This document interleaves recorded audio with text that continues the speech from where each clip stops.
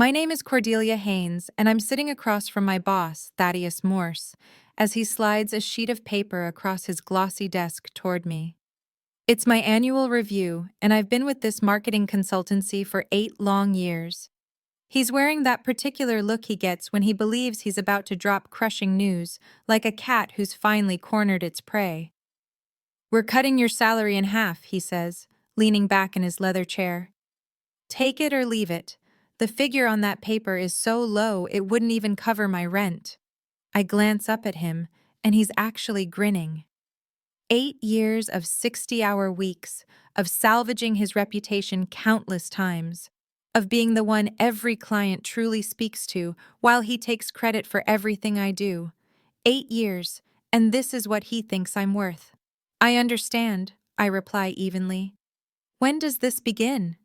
His grin stretches wider. "Immediately."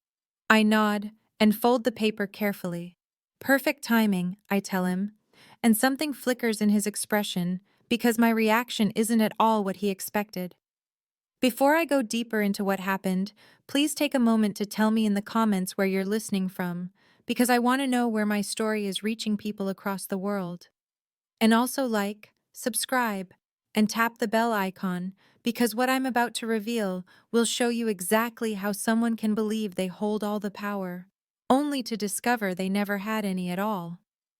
See, what Thaddeus didn't realize, as he sat there trying to humiliate me, was that 3 weeks earlier, I had received a call from Elena Voss. Elena runs the most successful marketing firm in our city, and she'd been observing my work for years. Not Thaddeus's work, mine. Because everyone in this industry knows who actually delivers results, even when someone else's name is plastered on the door. "Cordelia," Elena had said during our coffee meeting, "I want to offer you something different. Not just a job, a partnership. I'm expanding, and I need someone who understands that real business is built on relationships, not arrogance." I hadn't given her an answer that day. I told her I needed time to consider it. But sitting there watching Thaddeus dismantle 8 years of commitment with a single sheet of paper, Elena's offer suddenly felt like the universe aligning perfectly.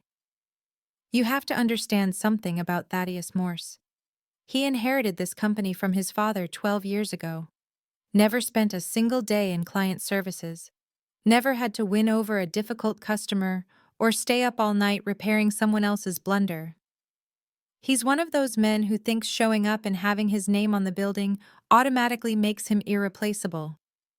What he never understood is that for the past 3 years, I've been running his entire operation. Not officially, of course. Officially, I'm a senior account manager.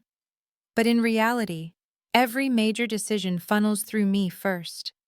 Every crisis gets solved by me before it even touches his radar. Every client relationship exists because I built it brick by brick, conversation by conversation. Take our biggest account, Piton Industries. Their CEO, Janet Piton, believes she has a direct line to the company owner because that's exactly how I structured it. When she calls with an urgent issue, she asks for me by name. When she's pleased with our work, she sends thank you notes addressed to me personally. Thaddeus gets copied on emails, sure, but Janet and I are the ones who actually resolve problems together. Or take Morrison Tech, our second largest client. I've been their main contact for 4 years. I know the founder's daughter just started college. I remember his wife's chemotherapy schedule. I send congratulations when their quarterly results surpass expectations. Thaddeus shows up to the annual dinner and makes small talk, but Morrison calls me when he needs genuine guidance. This pattern repeats across our entire client list, 23 major accounts, and every single relationship runs through me. Not because I'm some expert manipulator, but because I sincerely care about their success. I remember details. I follow up on concerns. I deliver what I say I will, exactly when I say I will. But here's what truly made Thaddeus exposed, and what he never anticipated. The suppliers and vendors who keep his company operating also work mainly with me. When we need printing on short notice, I call Jameson at Premier Graphics personally. When we need last-minute catering for a client event, Rosa at Artisan Foods recognizes my voice. When our computers malfunction, Marcus from Texture asks for me specifically because he knows I'll describe the issue clearly and treat his technicians with respect. These aren't just business connections.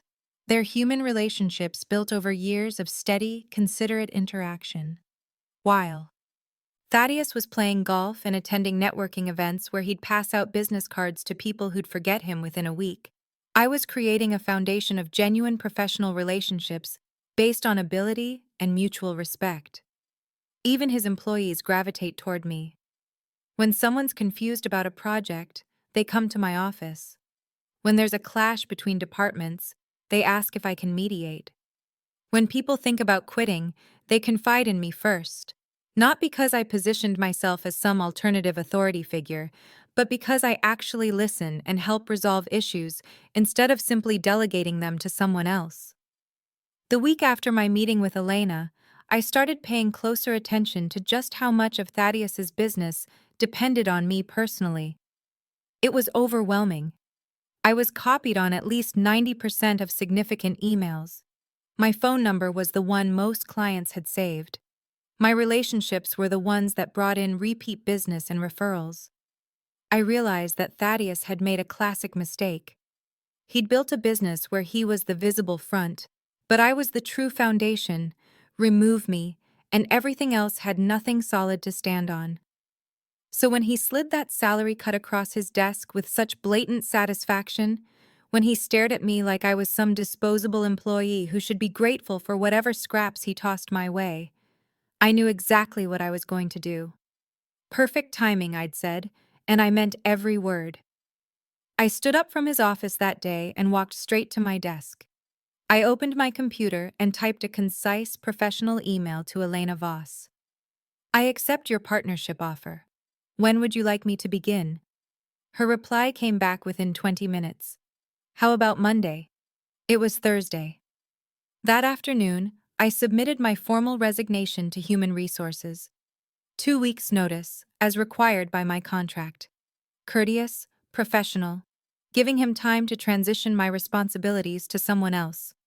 Of course, what Thaddeus didn't understand was that my responsibilities couldn't actually be passed along. You can't transfer 8 years of relationship building in a 2-week handover period. When I told him I was leaving, he barely glanced up from his computer. Fine, he said. We'll manage without you. I nearly laughed. Nearly. Instead, I spent my last 2 weeks being the most cooperative departing employee in corporate history. I documented every project I was handling. I created detailed client profiles with contact information and background. I wrote thorough guides for maintaining vendor relationships. I organized my files precisely and left clear instructions for whoever would inherit my accounts. What I didn't do was transfer the actual relationships themselves because you can't transfer trust. You can't document the fact that Janet Peaton calls me when she's frustrated because she knows I'll genuinely listen and uncover solutions. You can't write a manual explaining that Morrison relies on my judgment because I've never led him astray.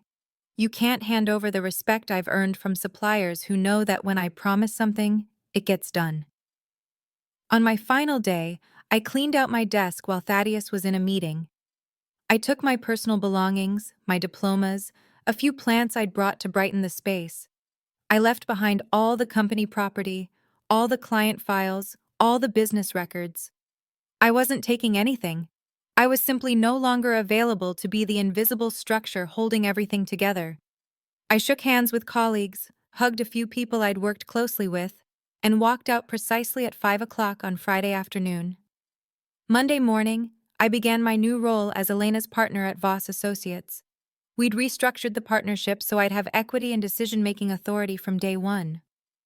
My new office had windows that actually opened, a coffee machine that worked, and a partner who valued competence over ego. By Tuesday, my old phone number was disconnected, routed to a generic company voicemail. By Wednesday, things at Thaddeus's company started getting interesting. Janet Peaton called the main office looking for me. The receptionist transferred her to Thaddeus, who had no idea why she was calling or what project she meant. Janet hung up, puzzled, and then called the Morrison Tech CEO to ask if he knew what was going on. Morrison called the office Thursday morning with a question about an upcoming campaign launch. Thaddeus took the call himself, trying to sound informed, but it became clear within 5 minutes that he didn't understand the details of his own company's project. Morrison asked to speak with someone who was actually familiar with his account. There wasn't anyone. By Friday of that first week, 3 more major clients had called with questions or concerns and received equally unhelpful replies. 2 vendors called about overdue payments that I normally would have handled. The IT support company arrived for a scheduled maintenance visit that Thaddeus had forgotten was on the calendar. I know all this because people started calling me directly, not to complain about Thaddeus exactly, but to ask if I knew what was happening. Janet Peaton tracked down my new number through a mutual contact and called to congratulate me on my new role. During that conversation, she mentioned how odd it was that my previous company suddenly seemed so chaotic. "It's like they forgot how to do business," she said. "Nobody there seems to know what's going on anymore." I listened politely but didn't offer any explanations. What was I supposed to say? That Thaddeus had spent 8 years taking credit for work he couldn't actually perform himself. The second week was when the real trouble began. One of their largest suppliers, the printing company I'd worked with for years, called about a past due payment. Thaddeus apparently became defensive and rude, implying they should be more patient about the money. Jameson, the owner, called me that afternoon. "Cordelia, I don't know what's happening over there, but that's not how we're used to being treated. If this is how they want to operate going forward, we may need to reconsider our relationship." I kept my professional boundaries intact. "That sounds like a discussion you should have with them directly, Jameson. I'm not involved with their business anymore." But of course, I also mentioned that my new firm was looking for a dependable printing partner. And would he be open to talking about a possible partnership? This is where people sometimes misunderstand what happened next. I didn't undermine Thaddeus's business. I didn't steal his clients or insult his company. I simply began building relationships in my new position the same way I had always built relationships, by being capable, consistent, and genuinely supportive. When Janet Peaton mentioned she was irritated with the lack of communication from her current marketing firm, I listened. When she asked if my new company might be open to discussing her account, I said we'd be glad to have that conversation. When Morrison Tech's CEO called to congratulate me on my new venture and asked about our capabilities, I was straightforward about what we could deliver. Within 3 weeks of leaving Thaddeus's company, Elena and I had arranged meetings with 4 of his former clients. Not because I lured them away, but because they approached us after becoming increasingly disappointed with the service they were receiving. The beautiful thing about building authentic relationships is that people remember how you made them feel. When they're getting poor treatment from one provider, they naturally think about someone who consistently provided excellent service. It's not corporate sabotage or unethical competition.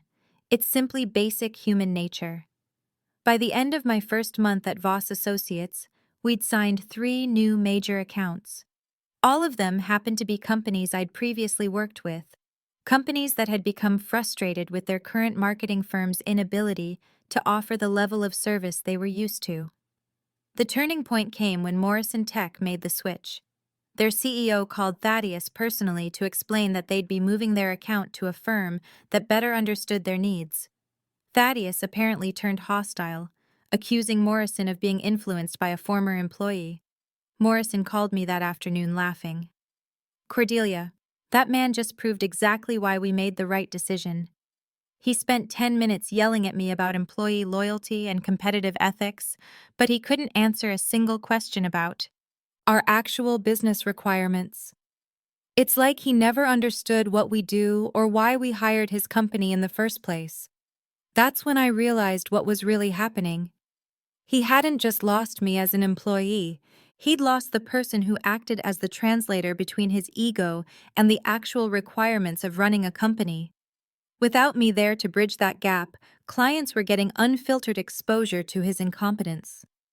The stories started circulating back to me through industry contacts. How Thaddeus had forgotten about a major presentation and tried to improvise with outdated data. How he'd promised deliverables his remaining team couldn't possibly meet because they didn't have the client relationships required to gather information. How he bungled a crisis situation that I would have resolved with a few simple calls.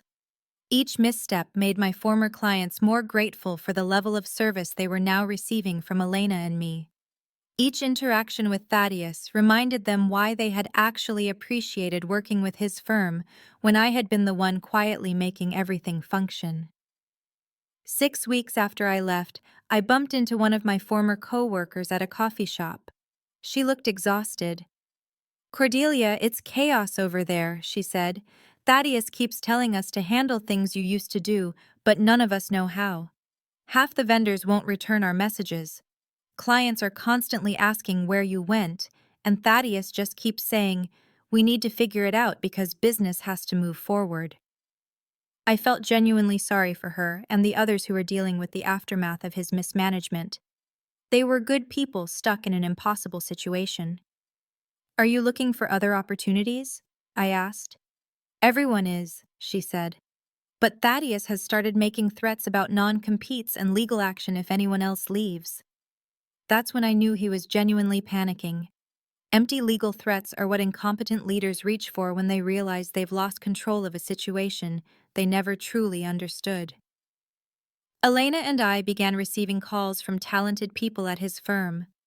Not because I was recruiting them, but because word had spread about our growing success and positive work environment.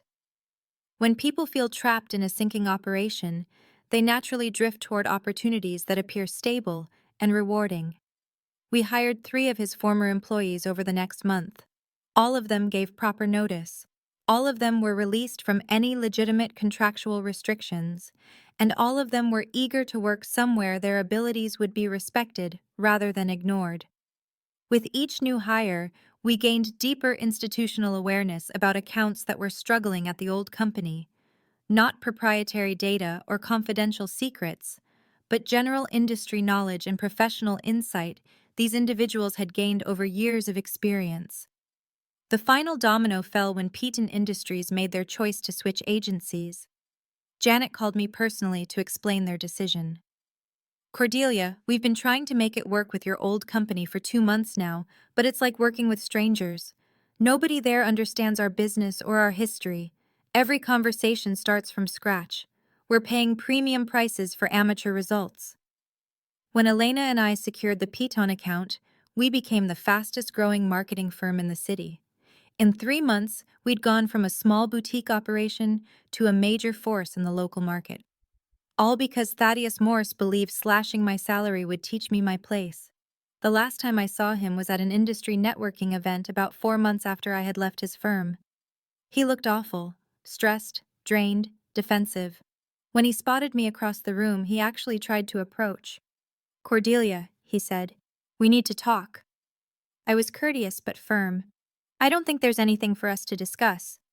"You ruined my business," he said loudly enough that people nearby turned to listen. I looked at him steadily. "I didn't ruin anything. I just stopped fixing everything." That was the moment he fully understood. I could see it in his expression. For 8 years, he'd been running a company where his most important contribution was staying out of my way while I kept things functioning. When he pushed me out, he lost the only person who had been shielding his incompetence from becoming visible to his clients. He didn't lose his business because I sabotaged it. He lost it because he had never actually been running it in the first place. The room around us had grown silent. Others in our industry were listening to a conversation that perfectly demonstrated why some companies thrive while others collapse. It had nothing to do with revenge or corporate warfare. It had everything to do with recognizing that lasting success comes from real competence and authentic relationships, not from titles and ego and illusions of authority. I excused myself politely and returned to Elena's conversation with a potential new client. 6 months later, I heard from industry contacts that Thaddeus had been forced to sell what remained of his company to a larger firm. The brand name disappeared entirely. His father's legacy, built over decades, was gone. But here's the part most people misunderstand about this story. I never intended to destroy Thaddeus Morse or his company. I never crafted some elaborate revenge plan. I simply refused to continue supporting someone who treated me as disposable while relying completely on my work to maintain his reputation. The most devastating revenge isn't what you do to someone. It's what unfolds when you finally stop doing everything on their behalf. Today, 2 years later, Elena and I run the most successful marketing consultancy across 3 states.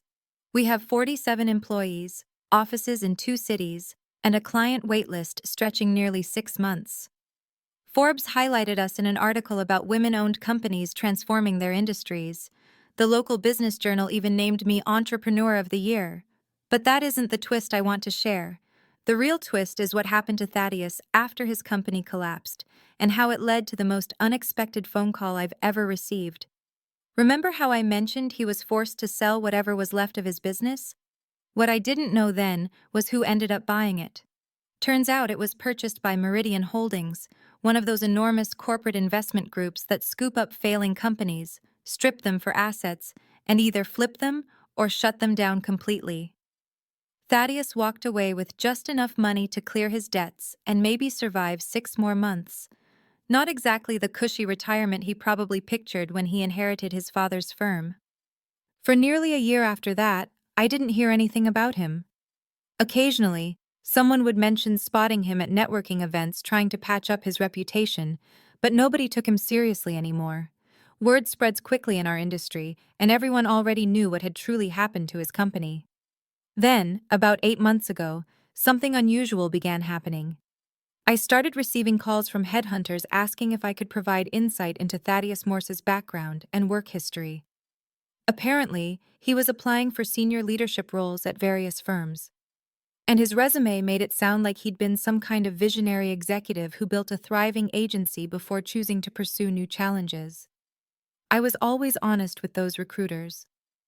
I explained that while Thaddeus technically owned a company, he hadn't been very involved in daily operations or client relationships. I never insulted him personally, but I didn't help him craft a fictional narrative about his abilities either. Most of those calls ended with the recruiter thanking me and moving on to other candidates. But then, 3 months ago, I received a call that completely stunned me. "Miss Haynes, this is Patricia Williams from Blackstone Associates. We're an executive search firm, and we're hoping you might assist with a rather unusual situation." Blackstone Associates is one of the most respected headhunting firms in the nation. They place CEOs and senior executives at Fortune 500 companies. I had no idea why they were reaching out to me. "We've been retained by a client to find a chief marketing officer," Patricia continued. "It's a major role with extensive responsibility and compensation. Based on our research, we believe you might be the ideal candidate."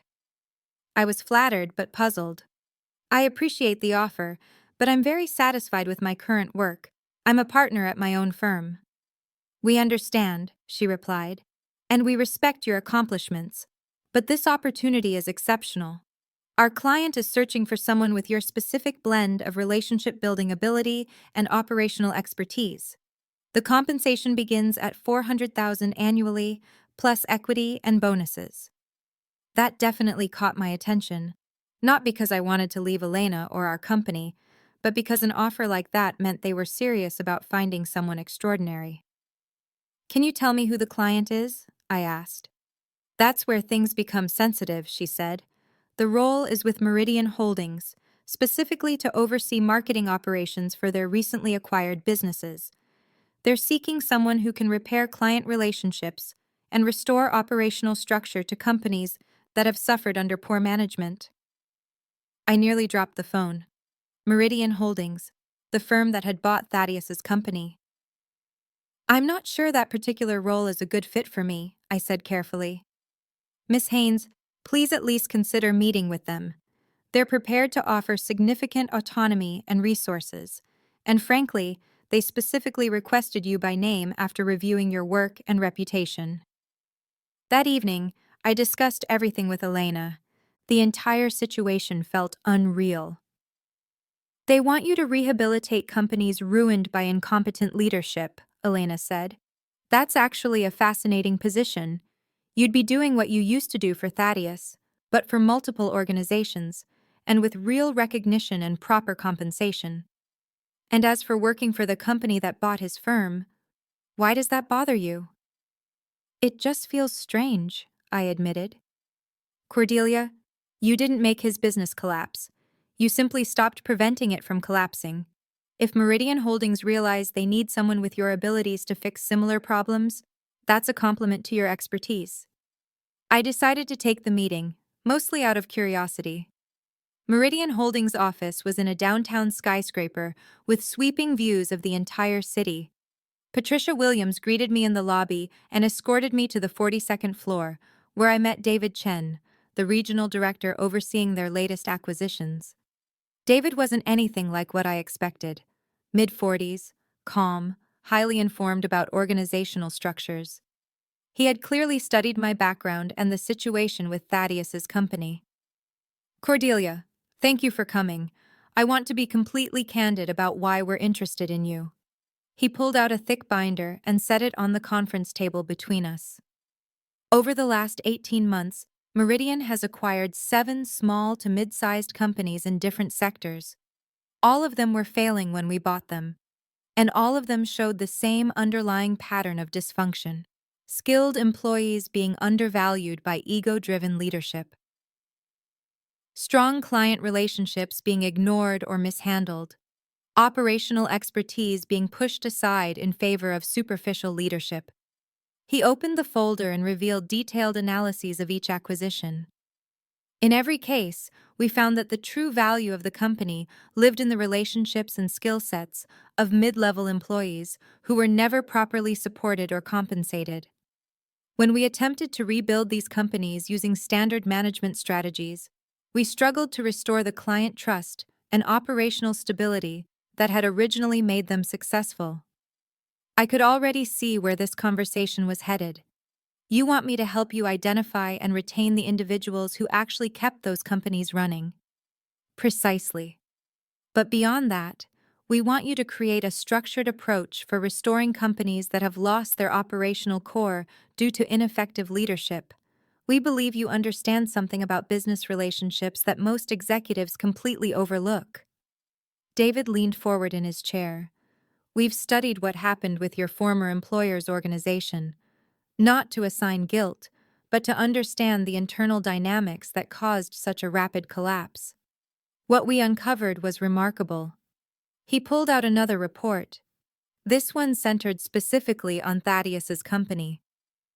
Before you left, that business had steady revenue growth, strong client retention, and reliable supplier connections. Within 6 months of your departure, all of those indicators dropped sharply. But here's what really caught our eye. The clients who transitioned to your new firm reported higher satisfaction and better outcomes than they'd ever experienced before. I remained unsure where he was steering this. That tells us you weren't merely preserving existing relationships. You were delivering a level of service that surpassed what those clients had previously received, even while operating under someone else's structure. And what does that have to do with Meridian Holdings? David smiled. We want to give you the authority and resources to do for our acquired companies what you did for your own business. Identify real talent, rebuild genuine relationships, and create long-term operational strength based on competence, not ego or hierarchy. The offer was even more significant than Patricia had suggested. A $400,000 base salary, plus performance bonuses that could double that amount, plus equity in the companies I successfully restored. I would have a team of analysts and operational experts. I would report directly to David with full autonomy over hiring, firing, and strategic decision-making for the marketing operations of all acquired properties. But the most intriguing part of the offer was what David said next. There's one more thing, Cordelia. We have a particular situation that might interest you on a personal level. He pulled out one final document. 3 weeks ago, we acquired another struggling marketing firm. The person running it had been trying to rebuild his reputation after his previous company imploded, but he repeated many of the same leadership failures. Skilled employees leaving, client trust eroding, operational chaos. My heartbeat quickened. The manager's name is Thaddeus Morris. I stared at David in complete disbelief. You purchased the company Thaddeus works for? Actually, he never owned it. He had been hired as the general manager by a group of investors who assumed his experience running a prior agency would be valuable. When that arrangement fell apart, the investors approached us to acquire the assets and restore the business. David flipped open the document to show financial summaries and operational evaluations. The company has potential, a solid client list, strong staff, good infrastructure, but it's suffering from the same leadership issues that destroyed his last company. The employees don't trust management. Clients are fed up with uneven service, and no one seems to know how to coordinate the moving pieces. I could barely process what he was saying. You want me to take over the company where Thaddeus works? We want you to rebuild it correctly.